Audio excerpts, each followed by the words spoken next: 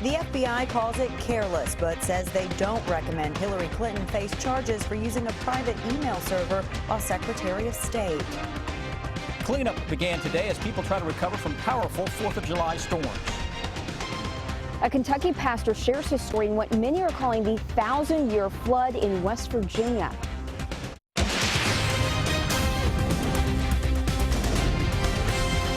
This is WKYT News at 5. The FBI will not recommend charges against Hillary Clinton over her use of a private email server when she served as Secretary of State. The agency's director made the statement this morning after describing the presumptive Democratic presidential nominee as careless in handling classified information. Greg Boswell has reaction to the decision in our top story at 5. President Obama joined Hillary Clinton at a campaign rally in Charlotte, North Carolina. It was their first joint appearance since his endorsement and her first since the FBI said it would not recommend charges against the former Secretary of State. Clinton was investigated for improperly handling classified information on a private email server. We are expressing to justice our view that no charges are appropriate in this case. FBI Director James Comey said Clinton and her aides were careless in handling her emails. 110 of them were found to contain classified information when she sent or received them. Any reasonable person in Secretary Clinton's position or in the position of those with whom she was corresponding about those matters should have known that an unclassified system was no place for that conversation. Comey said it's also possible that hackers gained access to Clinton's email, something her Republican rival Donald Trump has suggested in campaign speeches. We can't hand over our government to someone whose deepest, darkest secrets may be in the hands of our enemies. The FBI's recommendation not to charge Clinton could mean the end of the case. That's because Attorney General Loretta Lynch said she would accept the findings of FBI investigators. House Speaker Paul Ryan issued a statement saying he wants more answers, declining to prosecute Secretary Clinton for recklessly mishandling and transmitting national security information he said will set a terrible precedent. Craig Boswell, CBS News, Washington. Kentucky U.S. Senator Rand Paul blasted the FBI's recommendation to not prosecute Hillary Clinton. In a tweet, Senator Paul said, quote, "The decision is astounding. People have gone to jail for less severe classified breaches and national security." He went on to say this is a loss for the rule of law and further degrades Americans' faith in the justice system. Across the state, it has been a day of cleanup for areas hard hit by storms. One of those spots in Lawrence County, where the National Weather Service just confirmed an EF2 tornado did hit. The tornado, with winds up to 120 miles an hour, ripped apart the Walmart in Louisa. As WKYT's Hillary Thornton shows us, it could be days before it can partially reopen and even longer until it's back to normal. Store managers here at the Louisa Walmart say right now their main focus is their heavily damaged roof, as well as getting refrigeration restored to their grocery portion of the store. The cleanup is well underway, employees focusing on the outside while other crews begin work on the actual structure in hopes of partially reopening this Saturday. We're trying to get grocery open back up, hopefully by the end of the weekend, specifically by Saturday, hopefully. Because that's the part that's most crucial to the community around us. Unfortunately, store manager Marty Bishop says they lost a majority of their food after losing power during the storm. That storm leaving behind extensive damage both inside and outside of the store. The National Weather Service surveying that damage today. Lawrence County emergency management officials saying the survey team followed a path of damage from the Walmart into Fort Gay, West Virginia. That team determining the storm captured in this viewer video did bring along with it a tornado. That tornado responsible for the damage left at the Louisa Walmart. We're assessing still the structural damage to the store. We have some roofing contractors actually on site working on the roofing, trying to get the holes patched in the roofing and the skylights. Electric companies out back trying to get power restored to the facility. Bishop says thankfully they were able to get some local food banks in here right after they lost power. So while all of that food is a loss in their books, they say it is going to a good use for others. In Lawrence County, Hillary Thornton, WKYT. And managers say they are hoping to have the Walmart store fully reopened in 6 to 8 weeks. The roar of chainsaws could be heard in a Lexington neighborhood as crews work to remove a tree from a family's home. A tree fell on a house on Wolf Run Drive during yesterday afternoon storms, with the family's 3-year-old and 7-week-old twins inside. WKYT's Mark Barber shows us the work it will take to get the family home again. The family who weathered the strong storm in this badly beaten house here on Wolf Run Drive says the mother grabbed her baby out of the nursery moments before a tree came crashing through the roof. Cleanup crews are clearing the fallen tree, trying to remove 6 tons of debris that forced the family from their home. These trees are very, very heavy. They actually hold a lot of water in these trees. Thank goodness that no one was injured inside the house, and they have a pretty good scare, and fortunate enough that that's it. A tarp covers the hole where the toppled tree punctured a hole in the roof. 7-week-old twins and a 3-year-old slept in the bedrooms right below the collapsed roof. Fortunately, their parents were able to rush them to safety, so no one was hurt. Powerful winds downed large trees in many other yards in the neighborhood, but this house was hit the hardest. Cleanup crews are now trying to give the family one less thing to worry about. We don't want the family to lift a finger with this tree. They've already got enough to worry about with the tragedy of the tree falling on the house. They should be worried about the kids, themselves, and getting this taken care of. The family is now waiting on their insurance company to come and take a look at the damage. They're staying with family members in Bourbon County while they wait to figure out if and when they will be able to move back home. In Lexington, Mark Barber, WKYT. And crews hope to finish clearing the trees and debris by this afternoon. We are not done with the storms just yet. We have more of them, along with some scattered showers trying to make their way across parts of our region. Sounds like it's going to become a bit of a pattern the next few days. Let's check in now with our chief meteorologist, Chris Bailey, here with a check of the forecast. Yeah, exactly right. And it's a pattern we've really been in for the better part of the past week and a half or so, with these random thunderstorm clusters that roam across the bluegrass state. And instead of what we're seeing out there now skirting across southern Kentucky, next few days we'll watch the northern skyline. Let's get into what's going on now. Some gusty thunderstorms working their way south of I-64, south of Lexington, get into parts of Waynesburg, here into sections of Lincoln County, especially getting in on some thunder and lightning. Right on top of Lake Cumberland, some raindrops that are falling apart. Here's the stronger storm, though, that is working towards Stanford, Lincoln County. Folks across 27 getting ready to get in on a little gust of wind that is coming on into town. Got to watch these little showers. They're very small south of McKee, south or just north of Mount Vernon now, but they're almost just kind of sitting in place and have been for the past hour. So some local stream flooding is a possibility in a very narrow corridor. Lexington Metro kind of on the outside looking in. A little farther to the east and the southeast, stuff is a little more scattered, as you would imagine, into southeastern Kentucky. Watch that future hour-by-hour radar as we go through the evening into southern Kentucky. By midnight or so, we begin to wind it down. But look what happens at 5 a.m. Start to see a little action developing to the northwest of us. Oh, yeah, that's where our weather's going to be coming from over the next several days. Guys, just ahead, we'll focus on a forecast that will include those clusters of storms coming from the northwest. Chris, thank you. He was caught in flash flooding. A Kentucky pastor is sharing a story of a frightening night in West Virginia late last month. Pastor Kurt Gardner and his wife were spending time in Raynell when what many are now calling the 1,000-year flood hit. WKYT's Kristen Kennedy is talking to Pastor Gardner at his church in Richmond.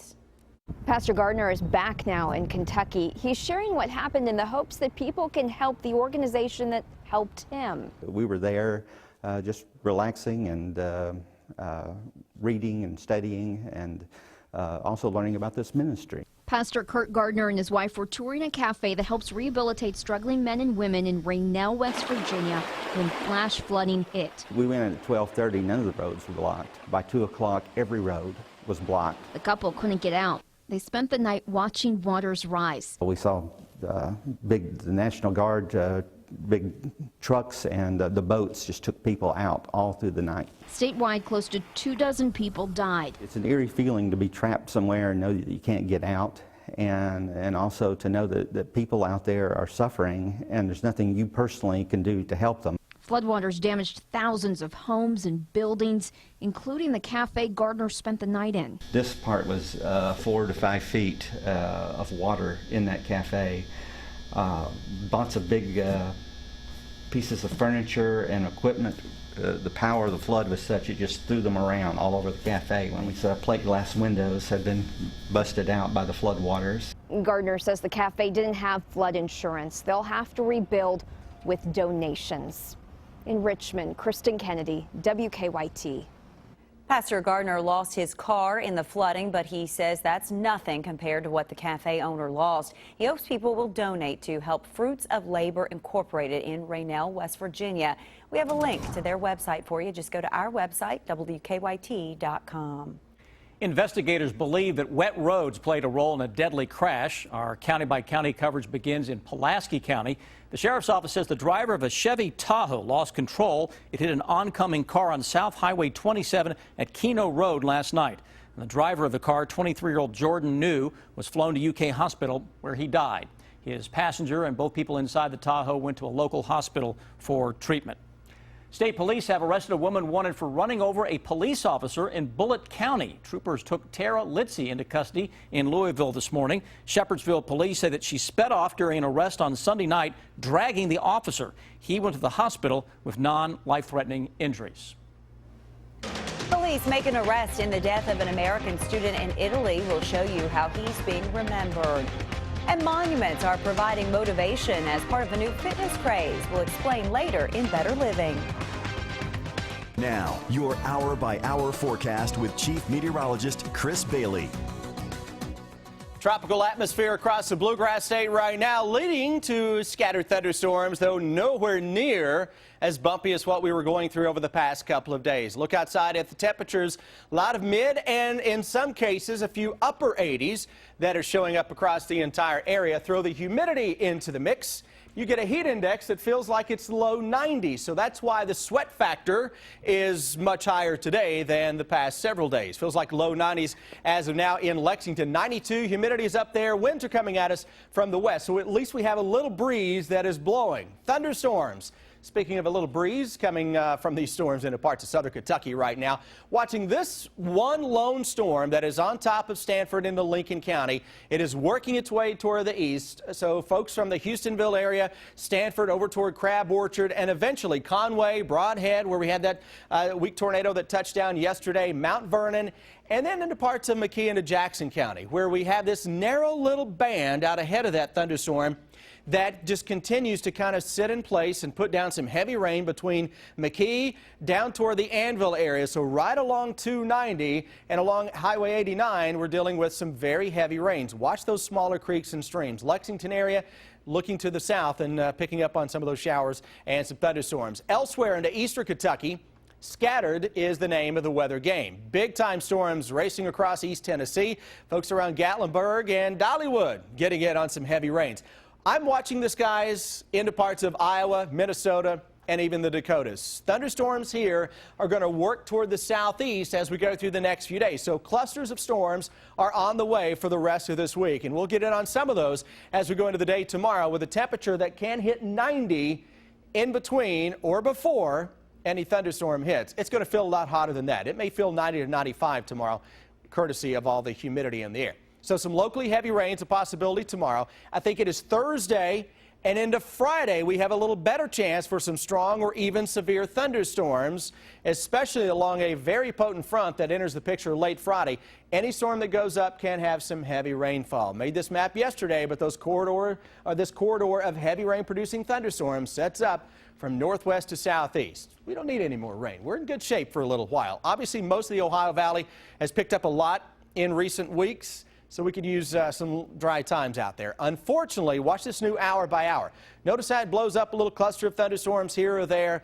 Outside of that, it is steamy. Then as we go into Thursday, thunderstorms really rumble on in from northwest to southeast, and any storm that goes up can be locally strong or severe. With that front in play on Friday to introduce a better brand of air for the weekend, got to watch for a late day booming thunderstorm with a temperature that again can hit the low 90s during that time. Weekend looks a whole lot better. Still bumpy though to get from point A to point B. Quick check on traffic as we look outside to see what's going on across the Bluegrass region. City of Lexington, east side of town, everything's okay.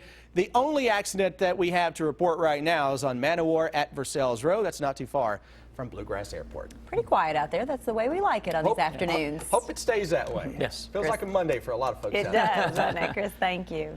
A cup of Joe from Starbucks will soon cost you more. We'll tell you about an increase in prices ahead. It's a prank witnesses describe as looking very real. How some teens convinced shoppers outside a Kentucky Walmart they just witnessed a murder. That's on WKYT News at 5:30. Police in Italy have arrested a homeless man in the death of an American college student. 19-year-old Bo Solomon's body was found in Rome's Tiber River yesterday. An Italian news agency reports a preliminary autopsy shows Solomon suffered injuries consistent with a fall and had been in the water for days. Solomon's family says he was a popular guy who beat cancer as a child.